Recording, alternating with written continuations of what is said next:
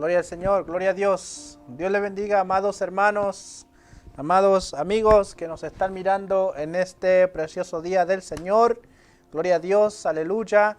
Sean muy bienvenidos a este su programa Escrito Está, donde escudriñamos los fundamentos bíblicos. Amén.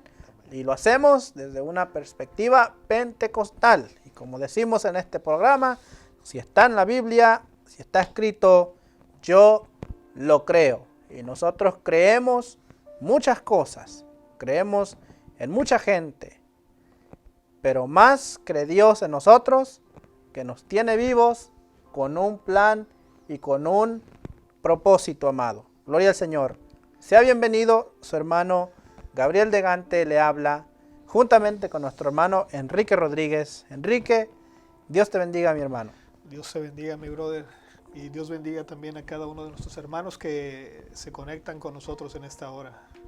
Amén. Los que se conectan ahorita, los que se conectan después, los que nos van a ver de aquí a un año, de aquí a 5 años, a 20 años.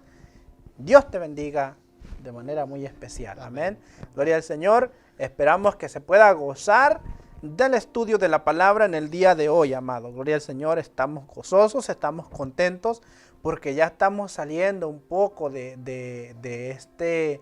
No gozosos por salir, pero porque ya hemos podido avanzar, ¿verdad? En el tema que iba a ser un estudio, ¿ok? Iba a ser un estudio que al final pues se nos fueron 4 y posiblemente ahora tengamos que dar otro. Pero este estudio, amados, que hemos estado dando de Jesús como profeta, sacerdote, rey y siervo. Gloria al Señor, yo espero que usted se haya estado gozando. La semana pasada fue una bendición, la antepasada también, y todas las semanas es una bendición, amado. Cuando uno viene con el deseo de aprender, de buscar, de gozarse, de saber qué es lo que Dios tiene para usted y para mí, pues siempre es algo de regocijo, ¿no? Cada día Dios tiene algo nuevo y bueno para nosotros. Amén. Así es que está a nosotros el recibirlo.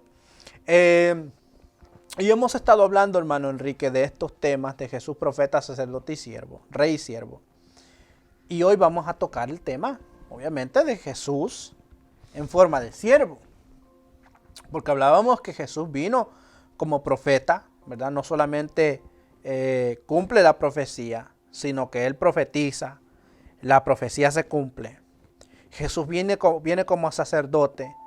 La Biblia habla del sacerdocio. El Señor habla del sacerdocio, instituye los sacerdotes. Él viene en el orden de Melquisedec y ejerce una labor sacerdotal extremadamente buena, o sea, extremadamente necesaria para nosotros, más bien. En su forma de rey, Jesús viene, obviamente es profetizado que iba a salir un renuevo descendiente de David. Y después vimos que Jesús es el rey de reyes y señor de señores. La Biblia lo describe, ¿verdad? Toda la profecía apuntaba a que Jesús es el rey de reyes. Aún en la cruz de Jesús pusieron Jesús, el rey de los judíos. Entonces es el rey, Él es el Señor. Y si hubiésemos tenido más tiempo o hubiésemos querido profundizar más en eso, hermano, nos hubiésemos quedado también un buen tiempo. De hecho, en el hecho de que Jesús es Rey de Reyes y Señor de Señores, nosotros fácilmente, si seguíamos estudiando la manera que estábamos haciéndolo, sacábamos unos 2 o 3 estudios solamente de eso. Pero pues quisimos traerlo un poquito más compacto, ¿verdad? Para beneficio de todos, amados. Porque queremos tocar otros temas más adelante, porque pues como hablamos, este programa es un tema donde escudriñamos los fundamentos bíblicos y hasta ahora solamente hemos tocado 2 fundamentos, que es básicamente Jehová el Padre y ahorita estamos hablando un poco de Jesús el Hijo, ¿verdad? Entonces queremos como que avanzar ya en el programa. Pero vamos a hablar hoy de Jesús en forma de siervo. Jesús en forma de siervo. Un subtítulo sería el rey que sirve a los súbditos o a sus súbditos. Muy interesante esto. Hermano Enrique, salúdanos y haz la oración. Vamos a hacer una oración de introducción para que Dios se glorifique. Amén. Sí, amén. Vamos a orar. Padre Santo y Dios eterno, gracias te damos, mi Señor, mi Dios y mi Rey, en esta hora, por tu amor, por tu misericordia para con nosotros. Gracias por permitirnos un día más estar en este lugar, Señor, hablando y escudriñando, Señor, tu palabra. Bendice a cada uno de mis hermanos, Señor, que están con nosotros, a los que están ahora mismo, Señor, y a los que se van a conectar después. Bendícelos, guárdalos, protégelos, Señor. Bendícelos con sabiduría del cielo, Señor. Sigue transformando nuestras vidas, nuestros corazones, nuestras mentes, Señor, para gloria y honra de tu nombre. Te pido todo esto, Señor, en el nombre de Jesús. Amén. Amén, gloria al Señor. Bueno, hermano, consígase algo con que escribir, con que anotar, consiga su Biblia, que esto empieza ya. Bien, Amén. vamos a la Biblia.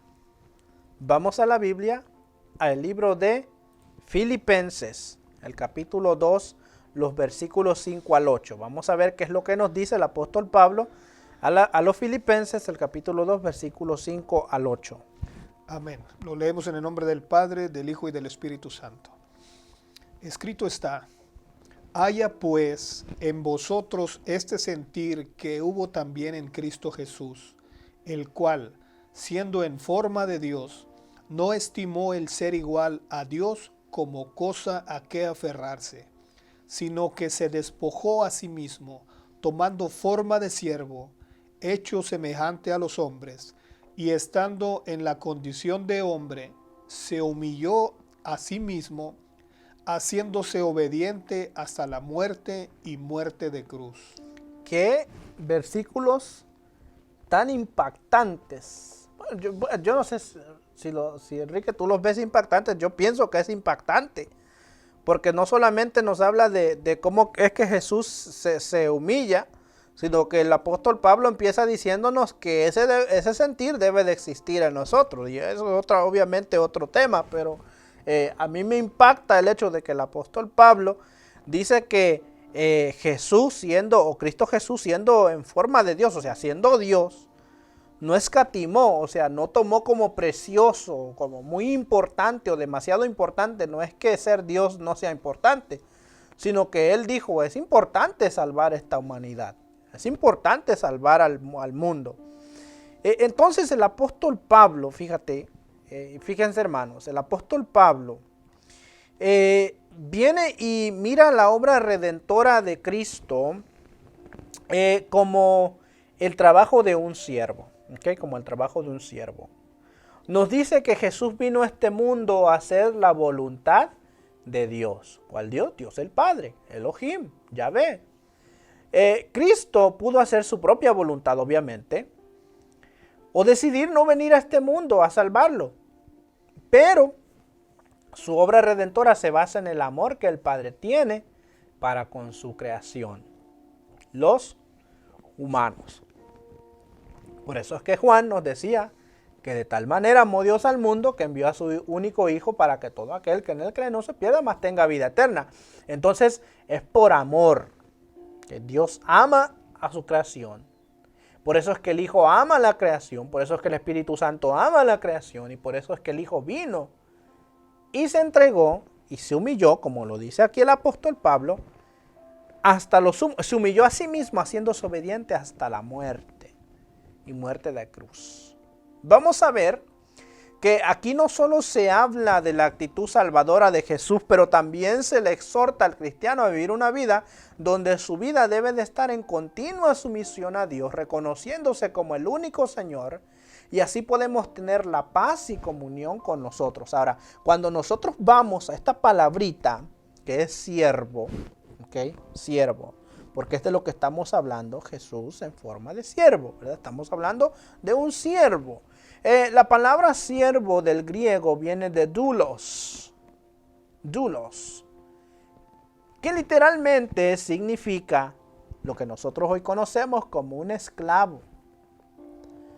Y un esclavo, en su definición, es un devoto, es uno que es devoto a otro desinteresadamente de cualquier provecho a sí mismo. Mira la actitud que toma Jesús al venir a la tierra en forma de siervo, como lo dice el apóstol Pablo, que a la misma vez significa esclavo, que es uno devoto a otro, en este caso a ti, a mí, a los hermanos que nos ven, desinteresadamente de cualquier provecho. Porque ¿qué es lo que nosotros le pudimos dar a Jesús, Enrique? Nada. ¿Cómo es que nosotros le vamos a pagar a Jesús el sacrificio de la cruz? ¿Podemos? No, con nada podemos pagar. No podemos pagar el sacrificio de Cristo. Entonces, verdaderamente fue una devoción desinteresada de cualquier provecho, porque Jesús no tenía provecho en venir a salvarnos a nosotros. ¿Quiénes éramos nosotros? Nosotros no teníamos nombre, básicamente, éramos nadie. ¿Verdad? El apóstol Pedro dice, ¿verdad?, que vosotros que en otro tiempo no tenían nombre, que no eran pueblo, pero que ahora habéis venido a ser hechos nación santa, real sacerdocio, pueblo adquirido por Dios y todas estas maravillas, pero que en otro tiempo no éramos nadie, básicamente. Entonces Jesús toma esta actitud de siervo, de esclavo, para salvarnos. Jesús vino a hacerse esclavo por nosotros. Nosotros, como decíamos, estábamos muertos en nuestros delitos y pecados. Éramos esclavos de Satanás. Nosotros literalmente éramos esclavos de Satanás. Mas Cristo llevó nuestra esclavitud en la cruz del Calvario, así como lo dice Juan 34. Que llevó cautivo, ¿verdad? El pecado llevó cautiva la cautividad.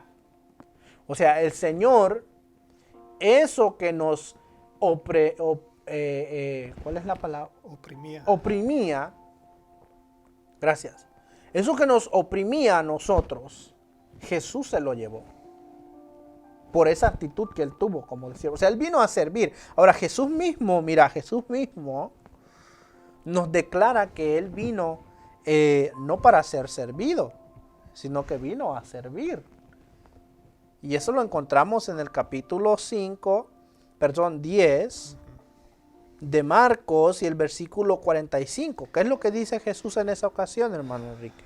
Amén. Escrito está, porque el Hijo del Hombre no vino para ser servido, sino para servir y para dar su vida en rescate por muchos. Jesús mismo está declarando que Él no vino a sacar provecho de nosotros. Que Él no vino para que le sirvieran.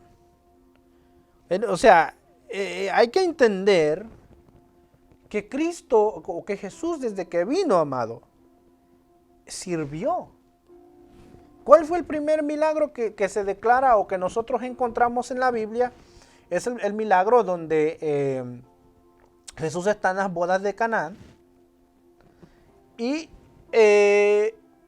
hace falta vino, se acaba el vino, ¿verdad? Y entonces Jesús, o sea, la madre de Jesús le dice, bueno, se acabó el vino, y él le dice, pero ¿qué tú quieres que yo haga? Yo no puedo hacer nada.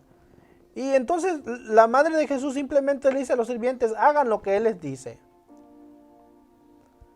Y entonces Jesús pues se ve, podemos decir, posiblemente obligado a hacer un milagro, porque pues, ya era necesario. Faltaba vino. Entonces ahí Jesús está sirviendo. Sí. Cuando Jesús sana a un paralítico, cuando Jesús sana a un cojo, cuando Jesús sana a un sordo, a un mudo, a un ciego, ¿qué es lo que Jesús estaba haciendo? Jesús estaba sirviendo. Jesús se convirtió también en un ministro de la palabra. ¿Qué es la palabra ministro? Es servir. Nosotros aquí estamos ministrando la palabra, estamos sirviendo la palabra a usted. O sea, estamos como en forma de siervo, amado. Qué bueno que mencioné la palabra ministro, porque no quiero que se confunda, amado, y que usted piense que si usted quiere un ministerio o que si usted quiere ser un ministro de Dios, usted va a estar sobre encima de todo mundo y pisotear a todo mundo y estar encima de todos y ver a todos por encima. Establecer y dar órdenes. Que me hagan leyes. caso, que hagan lo que yo digo. Muy mal. Aquel que es ministro es siervo. Y el siervo está por abajo de todos. Y mira lo que estás hablando. Y el siervo, entonces, conforme a lo que estás hablando, debe de servir desinteresadamente de cualquier provecho a sí mismo. Sin ningún interés.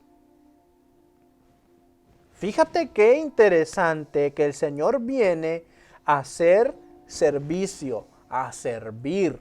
Él viene a servir, el Señor Jesucristo viene a servir literalmente porque Él sirvió. Aún en la cruz del Calvario, Él está haciéndose siervo. ¿Por qué? Porque está librándonos a nosotros de nuestra maldad, de nuestro pecado. Cualquier ámbito que tú quieras ver a Jesús, Él se está sirviendo.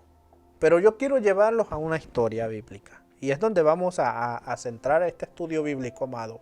Agarre su Biblia, vamos a la Biblia, a Génesis 37, porque hay un paralelo y hay una figura clave de Jesús que nos va a enseñar a nosotros, donde vamos a aprender cómo es que Jesús verdaderamente se hace siervo.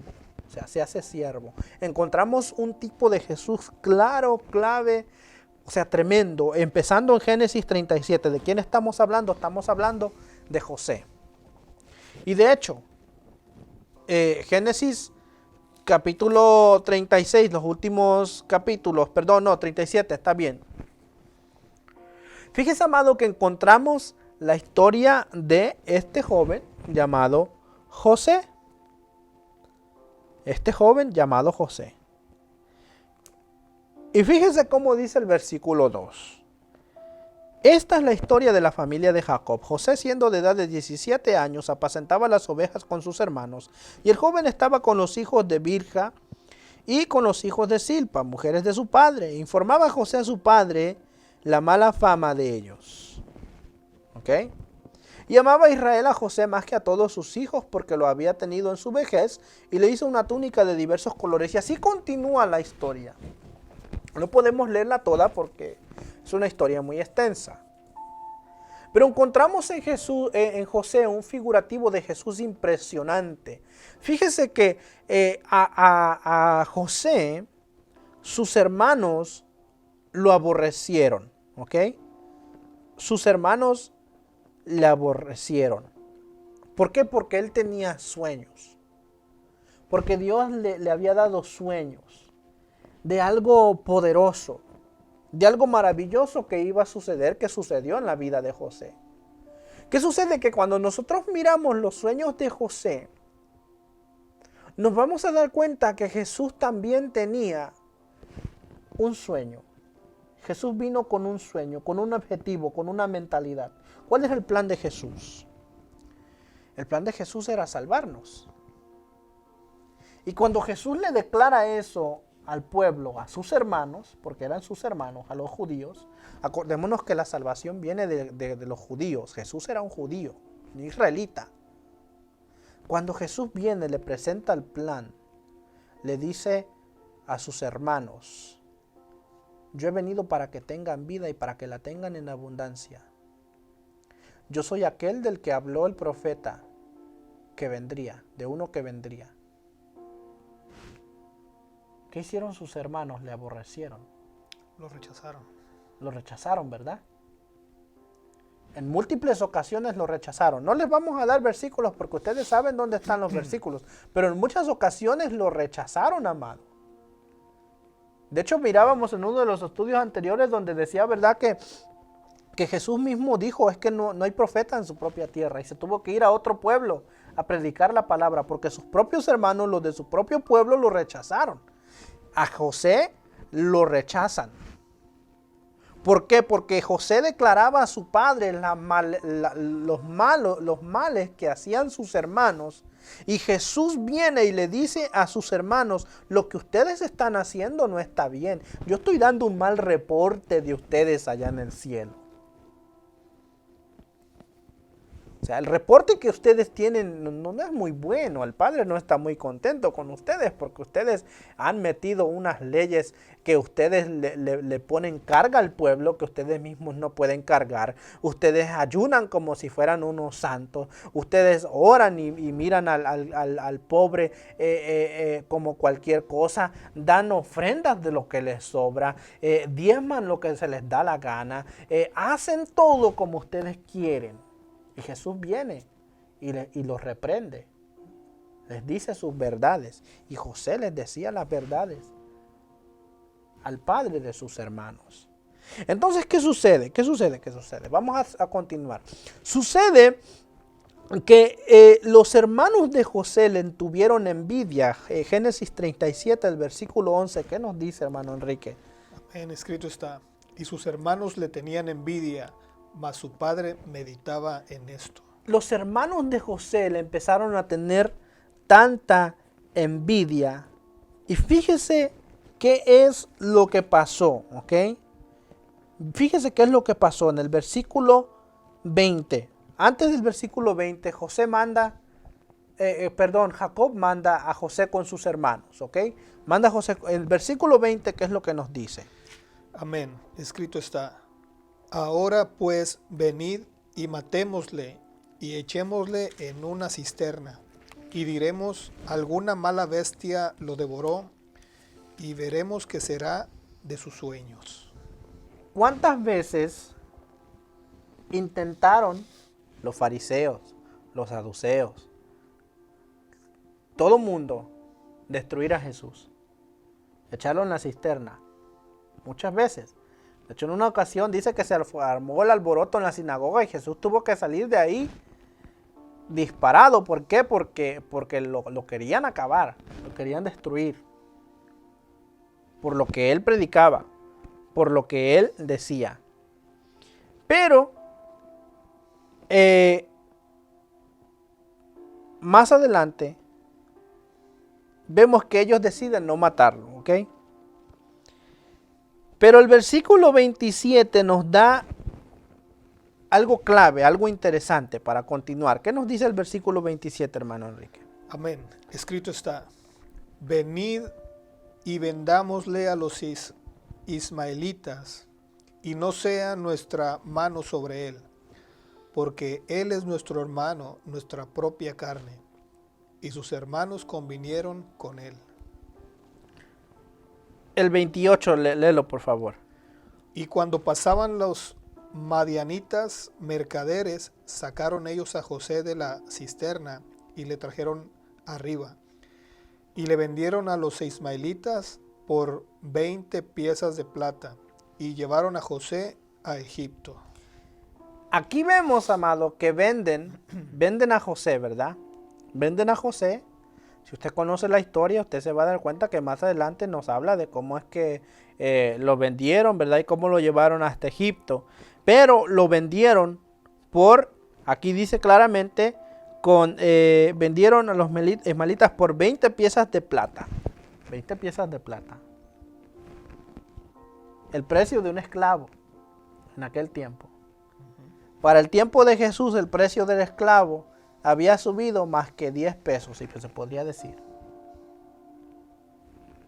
Porque a Jesús, su hermano, su compañero, su amigo, lo vendió por 30 pedazos o monedas de plata también. 30.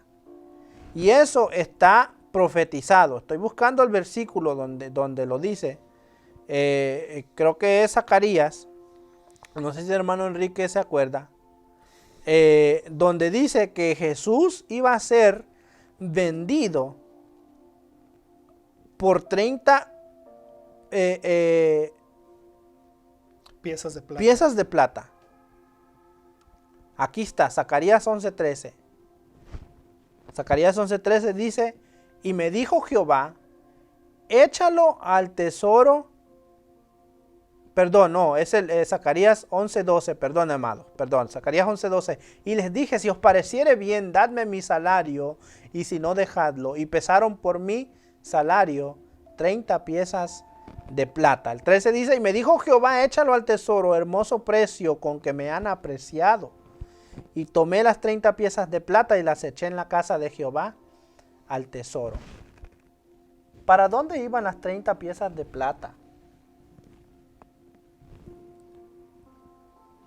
Con las que Judas, o de dónde salieron básicamente las 30 piezas de plata con las que Judas vendió al Señor. Salieron del templo. Y cuando Judas se arrepiente, regresa al templo y les tira las piezas de plata a los pies de los sacerdotes, dice la Biblia. Y esos sacerdotes después con ese dinero compran una heredad. Compran un terreno con ese dinero, con el precio de un esclavo, con el cual vendieron a Jesús. Compran un terreno más después para que fuera para uso del templo también, para uso del pueblo. O sea que, amado, con el dinero que venden a Jesús, a este siervo, lo vendieron como un esclavo, al precio de un esclavo, 30 piezas de plata. A ese mismo precio, ya la Biblia lo había profetizado, ya el Señor lo había profetizado, de que Jesús iba a ser vendido. José también fue vendido. ¿Por cuántas piezas? Por 20. Entonces José es vendido y después es llevado a Egipto. Fíjese que en Egipto le pasan muchas cosas a José, pero yo quiero enfocarme en esta. Mira, hermano Enrique, que José fue tentado en Egipto.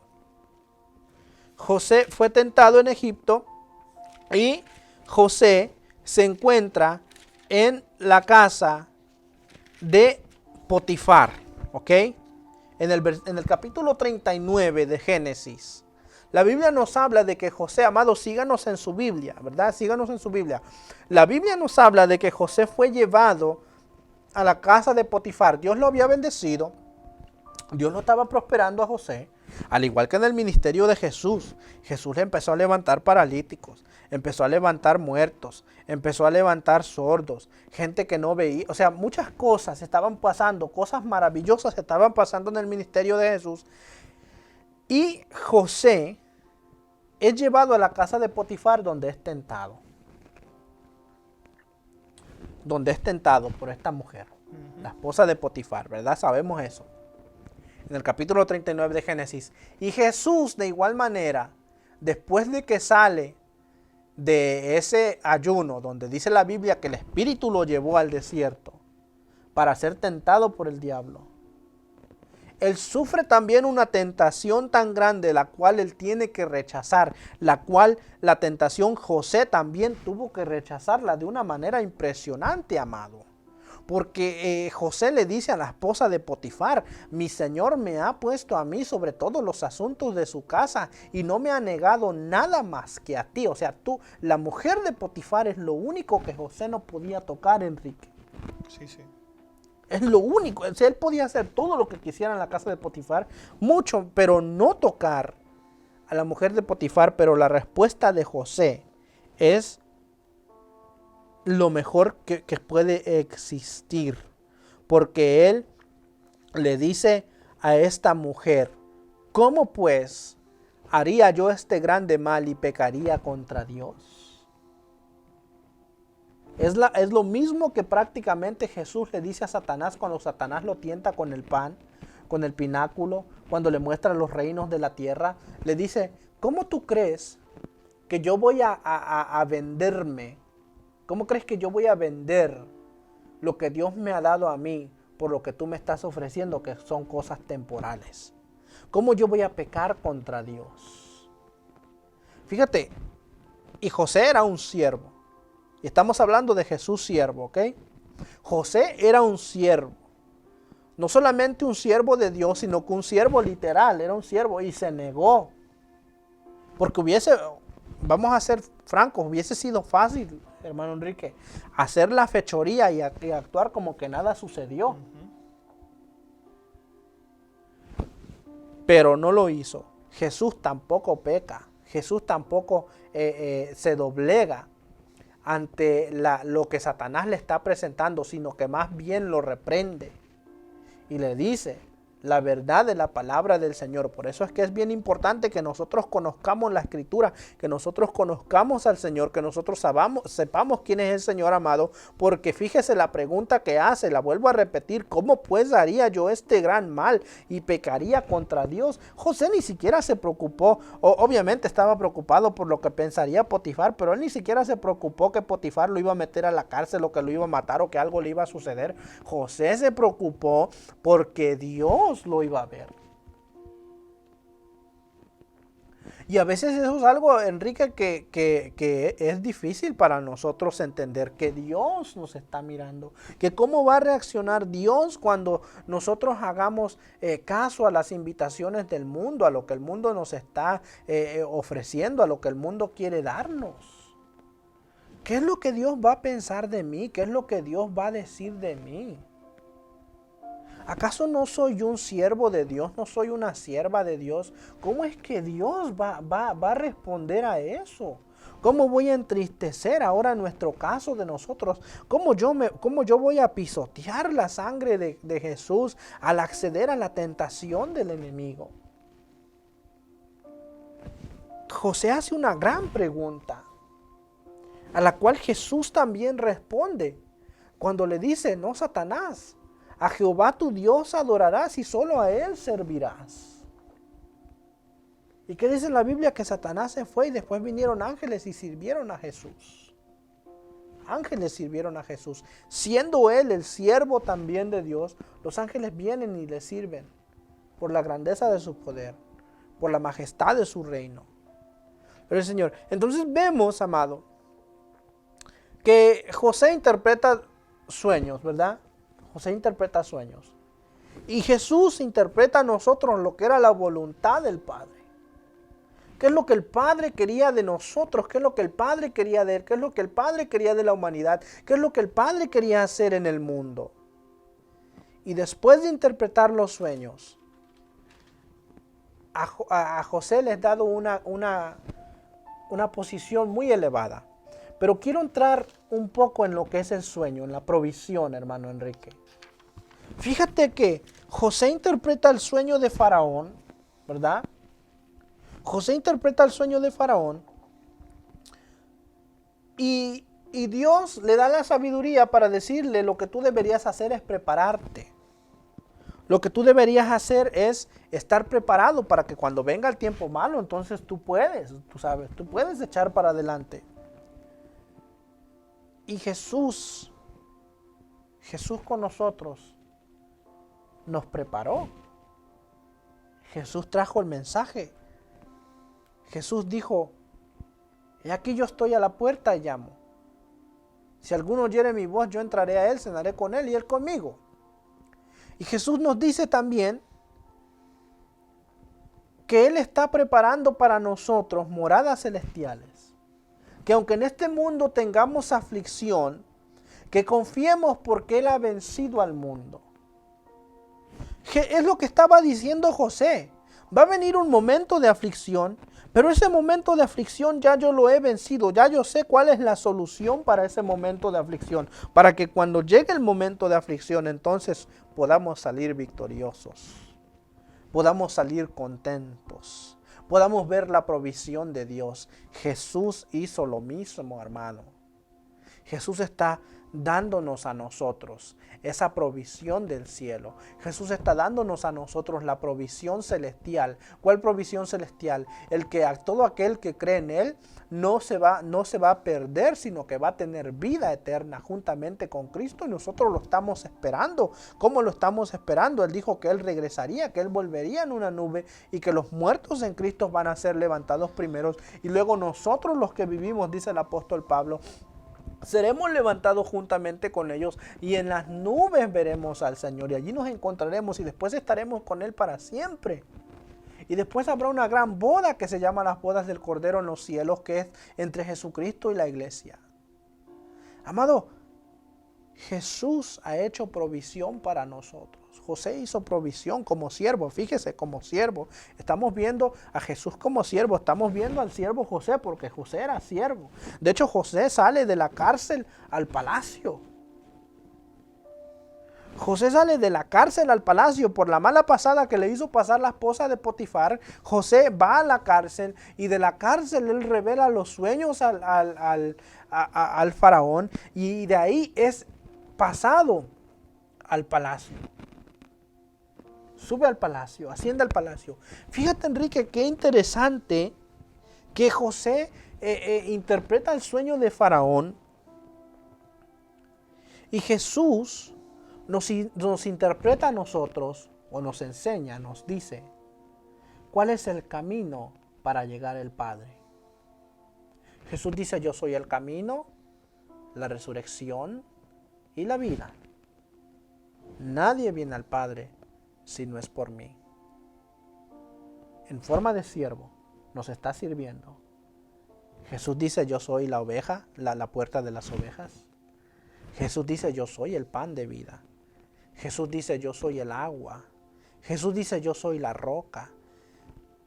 Qué importante que nos da acceso, nos llena, nos satisface, nos establece.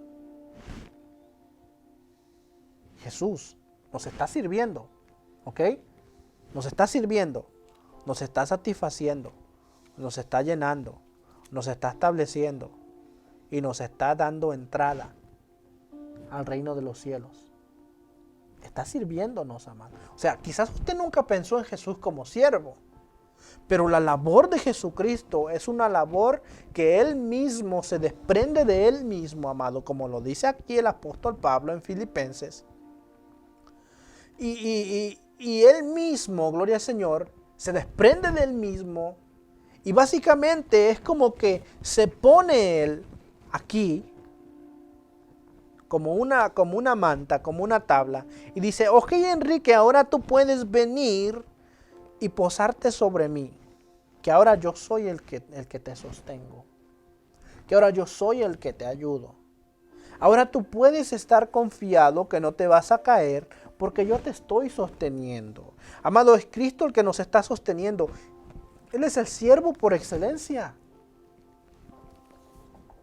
¿Qué sucede con José? José es llevado al trono. Hermano Enrique, yo sé que tú tienes algo que decir ahorita. Dame un segundo.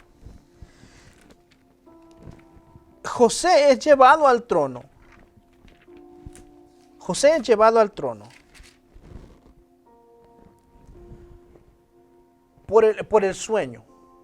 Por la revelación del sueño. El faraón dice, ¿quién hay como tú que gobierne? Si Dios te ha revelado esto, es mejor que tú gobiernes y que tú lo hagas. Y el Padre dice, tú eres el sacrificio. Tú eres el camino. Tú eres la forma en que ellos se salven. Yo voy a hacer algo contigo. Yo te voy a poner a la diestra del trono de Dios. José es puesto a la diestra del trono de Faraón. José se convierte en el segundo en el reino en Egipto. El más grande básicamente. Después de él solamente estaba Faraón. Jesucristo se convierte en el Hijo de Dios que está a la diestra del Padre intercediendo por nosotros. Clamando por nosotros, amado. Está ahí. Y ya que menciono intercediendo, cuando la familia de José vienen, cuando los hermanos de José vienen, José intercede por ellos. Le dice al faraón, ha venido mi familia de muy lejos y necesitamos tierra, necesitamos protección, necesitamos comida. Ellos necesitan la comida, todo lo que hay aquí ellos lo necesitan. Y Faraón se los da. Y Jesús está intercediendo por nosotros, diciéndole, Señor, Padre, ellos necesitan esto. Ellos necesitan guianza. Ellos necesitan ayuda. Ellos necesitan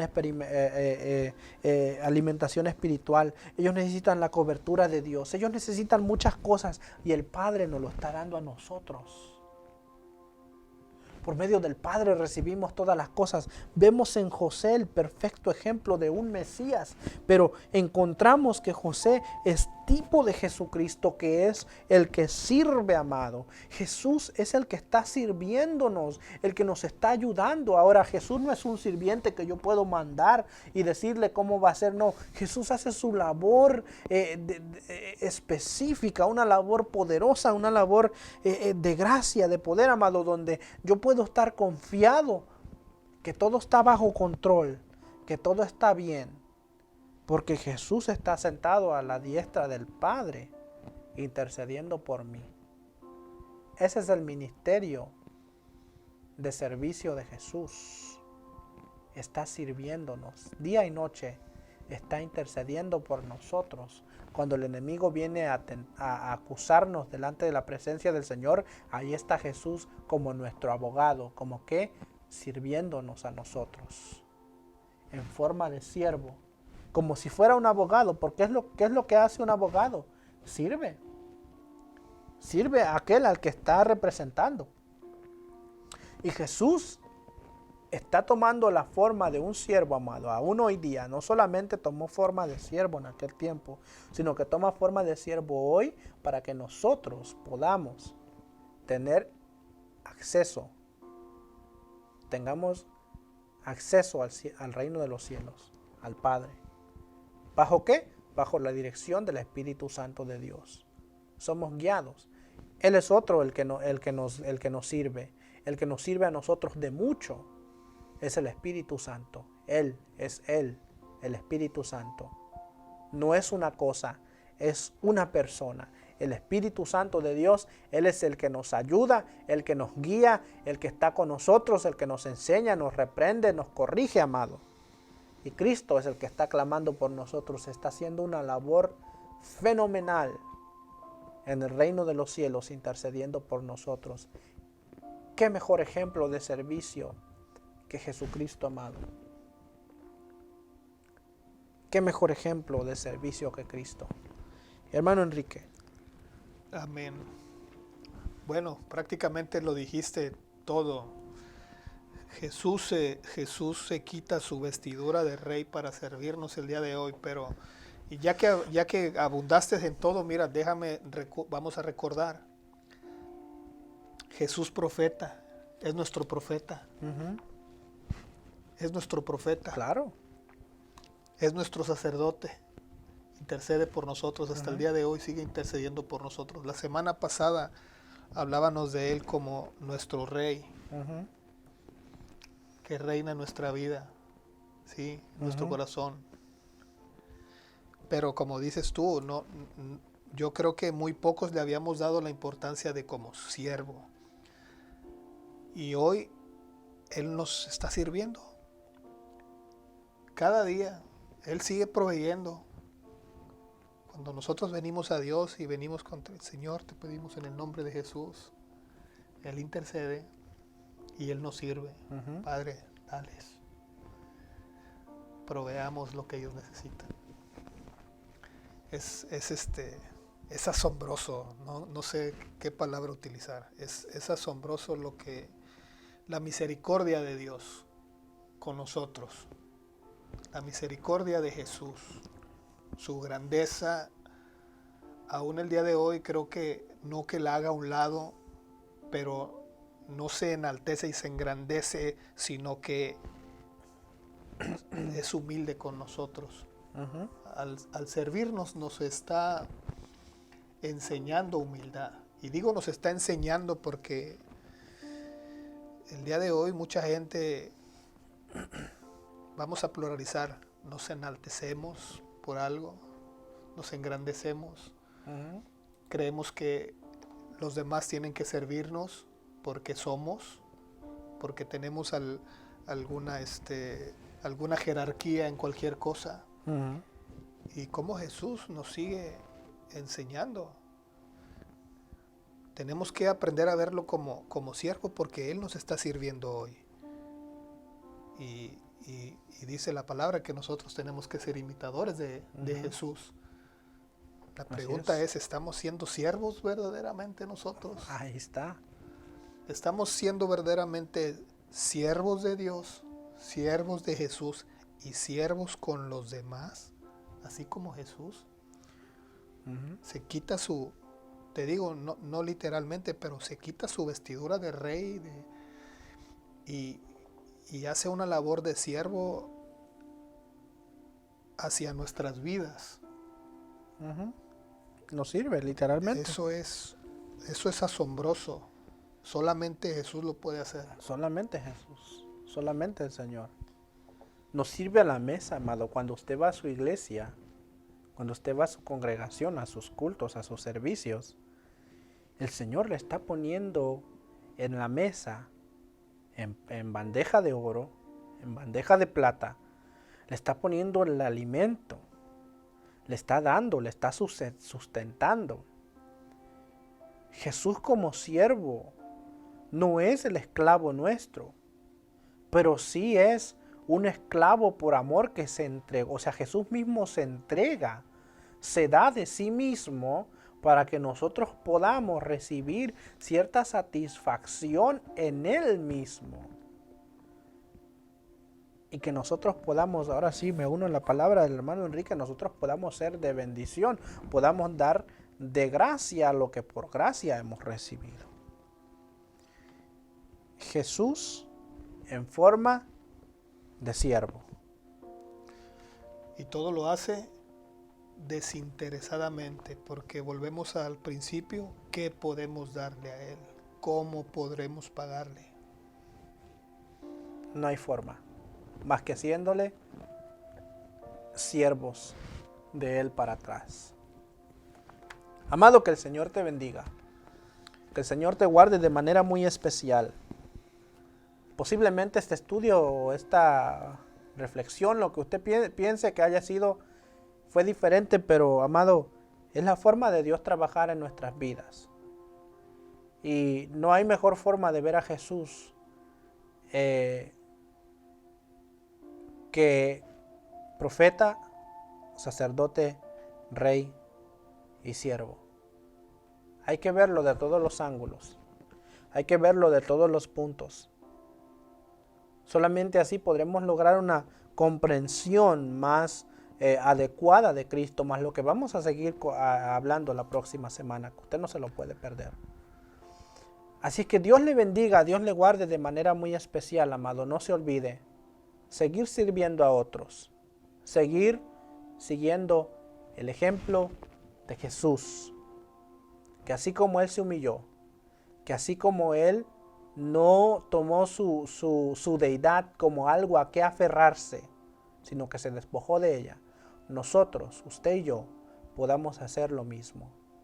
Este es su programa, escrito está, amén, donde escudriñamos los fundamentos bíblicos. Así es que no se pierda la próxima semana, lo esperamos a las 6 de la tarde, hora del este del centro de los Estados Unidos, a las 7 de la tarde, hora del este de los Estados Unidos, y en toda Latinoamérica, donde usted nos esté mirando. Dios le bendiga, Dios le guarde de manera muy especial. Hagamos una oración antes de despedirnos. Y vamos a hacer una oración antes de despedirnos. Padre, en el nombre de Jesús, gracias, Señor. Gracias porque tú estás con nosotros, porque tú nos sirves, Señor, a la mesa. Porque quizás, aunque a veces no lo notamos, no nos damos cuenta, Señor, tú estás al servicio de tu pueblo, al servicio de cada uno de nosotros. Y nosotros a veces somos muy malagradecidos, Señor, pero tú en tu gracia y en tu misericordia, Señor, tienes piedad, tienes misericordia de nosotros y nos ayudas, Señor, en nuestra debilidad. Porque la verdad que somos débiles, Señor, y somos inmerecedores tuyos, Señor. Te pedimos perdón por nuestras faltas, te pedimos perdón por nuestros pecados, te pedimos perdón, Señor, porque te fallamos. Ayúdanos, Señor, a serte fieles todos los días, Señor.